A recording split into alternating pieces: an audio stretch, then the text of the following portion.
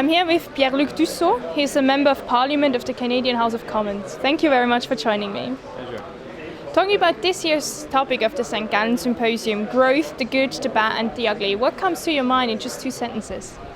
2 sentences. Well, what comes to mind is the refreshing ideas we get and also the lot of conversations we have and a lot of networking we do also here. So I think it was a great experience coming to an end, but really a great experience. And I didn't know the symposium before. Now I know it, and I know it's a great thing, a great experience. Well, thank you very much. Economic growth itself has been the center of discussion for decades now. Why do you think this is still relevant? Sorry, The economic growth itself has been the center of discussion for decades, and why do you think this is relevant still now? I think it's an important topic, and it's a topic that we talk in every continent in the world. So I think it's still relevant to talk about it because there's some problem in some areas of the world where maybe growth is not there, and some areas maybe growth is too high, and it's create some problem to manage the growth. So I think it's a very important topic that for different person there's a lot of perspective, different perspective to it. So I think it's great to exchange with people from around the world, exchange and do conversation about economic growth because we have a lot of different perspective on it. And what do you personally think will be the future driver of growth? I think the future driver of growth will be the green economy.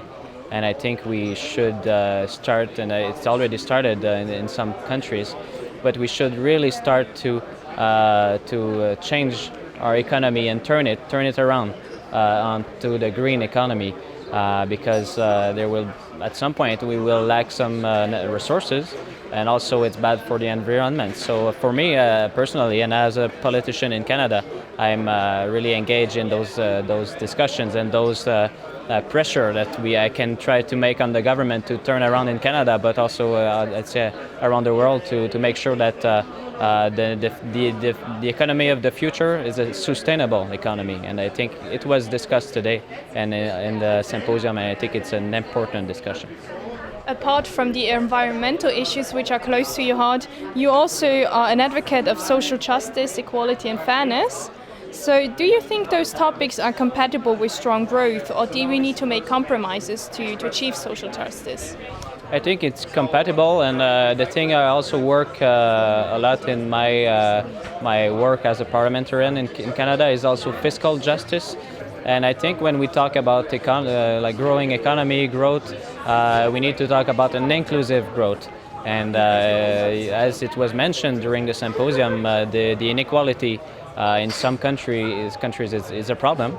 So we need to address that. The fact that more and more as the economy grow, the inequalities also grow. And I think we should look at that problem and make sure that the future growth we are trying to have will be inclusive, and it will profit to everyone. So I think it's a great opportunity now in that symposium to talk about it. And I was quite happy to hear that it was an important issue for everyone here in the symposium. And talking about you again, you're very young and you're very successful in politics. So do young people have a different approach to politics?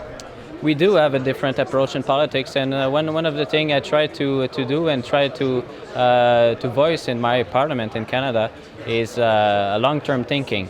And it's been some discussion of long-term thinking here the last 2 days, and it's an important thinking because often in politics we take decision on the short term, but we sometimes forget that the decision we make today will have an impact on the next generations.